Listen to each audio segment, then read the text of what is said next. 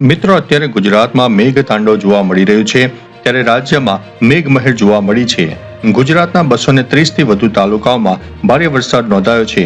નવસારી, બનાસકાંઠા અને પાટણ પંથકમાં પૂર જેવી પરિસ્થિતિ સર્જાઈ છે. અન્ય મહત્વના સમાચારની વાત કરીએ તો ઉકાઈ અને ડેમ અપડેટ. ઉપરવાસમાં સતત આવકને પગલે રાજ્યના 15થી વધુ ડેમ ઓવરફ્લો થયા છે અને 22 ડેમ હાઈ એલર્ટ ઉપર આપી દેવામાં આવ્યા છે. અન્ય મહત્વના સમાચારની વાત કરીએ તો હવામાન વિભાગની આગાહી. આગામી દિવસોમાં મધ્ય અને દક્ષિણ ગુજરાતના અનેક જિલ્લામાં ભારે ગાજવીજ સાથે વરસાદનું એલર્ટ આપવામાં આવ્યું છે. મહત્વનું છે કે મિત્રો, આજે તારીખ 2 તારીખે મોડી સાંજથી સામાન્ય વરસાદનું જોર ઘટી શકે છે અને જે જગ્યાએ 5 ઇંચથી લઈને 10 ઇંચ સુધીના વરસાદ થતા હતા ત્યાં હવે ભારે વરસાદી ઝાપટા જોવા મળશે, પરંતુ અતિ ભારે વરસાદની શક્યતા થોડી ઓછી થઈ જશે. અન્ય મહત્વના સમાચારની વાત કરીએ તો દ્વારકામાં દરિયામાં પ્રચંડ કરંટ. ઊંચા મોજા ઉછળતા સાવચેતીના ભાગરૂપે ગોમતી ઘાટ ઉપર પ્રવાસીઓ માટે પ્રવેશબંધી કરવામાં આવી છે. ત્યારે આગળ વાત કરીશું ધરોઈ ડેવલપમેન્ટ પ્રોજેક્ટની. મહેસાણાના ધરોઈ ખાતે 1500 કરોડના વર્લ્ડ ક્લાસ ટુરિઝમ ફેઝ 1 નું નિર્માણ કાર્ય હવે પૂર્ણ થઈ ગયું છે. અન્ય મહત્વના સમાચારની વાત કરીએ તો કેન્દ્રનું રાજ્યોને ભંડોળ. કેન્દ્ર સરકારે વિકાસ કાર્યો માટે રાજ્યોને 1.09 લાખ કરોડની રકમ ફાળવી દીધી છે. ત્યારે આગળ વાત કરીશું કેબિનેટ મંજૂરી. સમુદ્ર મંથન. રાષ્ટ્રીય ઓફશોર અન્વેષણ યોજના માટે 84,000 અને 84 કરોડના તોતિંગ ખર્ચને મંજૂરી આપવામાં આવી છે. અન્ય મહત્વના સમાચારની વાત કરીએ તો ખેલો ઇન્ડિયા યોજના. પુનર્ગઠિત ખેલો ઇન્ડિયા અને સ્પોર્ટ્સ ફેડરેશન માટે વિસ્તૃત આર્થિક સહાય મંજૂર કરવામાં આવી છે. અન્ય મહત્વના સમાચારની વાત કરીએ તો ઇન્ડિયા સેમિકન્ડક્ટર મિશન. આંધ્રપ્રદેશના પ્રથમ સેમિકન્ડક્ટર મેન્યુફેક્ચરિંગ યુનિટનો શિલાન્યાસ કરવામાં આવ્યો છે. અન્ય મહત્વના સમાચારની વાત કરીએ તો ઇન્ફ્રાસ્ટ્રક્ચર ડેવલપમેન્ટ.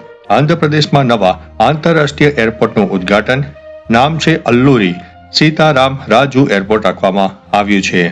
આગળ વાત કરીશું ભારત યુકે સંબંધોની.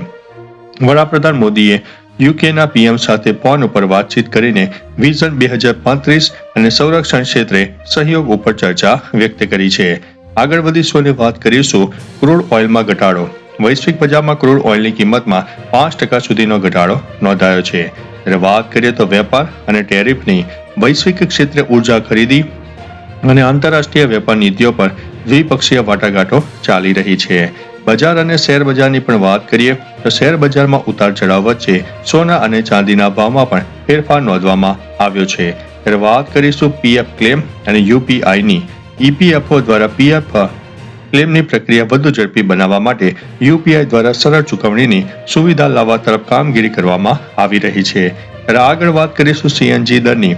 ગેસ વિતરણ કંપનીઓ દ્વારા સપ્લાય અને ઇનપુટ કોસ્ટના કારણે સીએનજી દરો પર નિર્ણય લેવાઈ રહ્યો છે. ત્યારે આગળ વાત કરીશું ઇન્કમ ટેક્સ રિટર્ન મોડા રિટર્ન.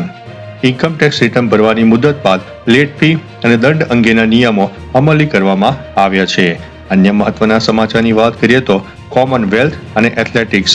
ભારતીય એથ્લેટ્સે ટ્રિપલ જમ્પ ઇવેન્ટમાં સિલ્વર અને બ્રોન્ઝ મેડલ જીતીને શાનદાર પ્રદર્શન કર્યું છે. અન્ય મહત્વના સમાચારની વાત કરીએ તો દુલીપ ટ્રોફી.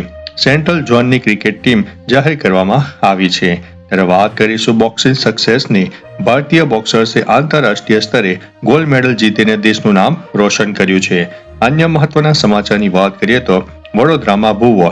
ભારે વરસાદના પગલે વડોદરાના રસ્તા પર ભયાવહ ભૂવો પડતા વાહન વ્યવહારને વ્યાપક અસર પહોંચી છે. ત્યારે આગળ વાત કરીશું જમ્મુ કાશ્મીરમાં વાદળ ફાટવાની ઘટના બની. કિસતવાડ વિસ્તારમાં વાદળ ફાટવાની ઘટના બાદ હાઈવે બંધ કરવામાં આવ્યો છે અને રાહત કામગીરી શરૂ કરવામાં આવી છે. ત્યારે આગળ વાત થશે સુરત હીરા કૌભાંડની. સુરતના કતારગામ વિસ્તારમાં કરોડોની કિંમતના હીરાની છેતરપિંડીનો કિસ્સો સામે આવ્યો છે. ત્યારે આગળ વાત કરીશું રાજસ્થાન નેશનલ હાઈવે અકસ્માતની. આર્મી વાહન સાથે અકસ્માતમાં સેનાના મેજર શહીદ થયા છે અને 2 લેફ્ટનન્ટ પણ ઘાયલ થયા છે.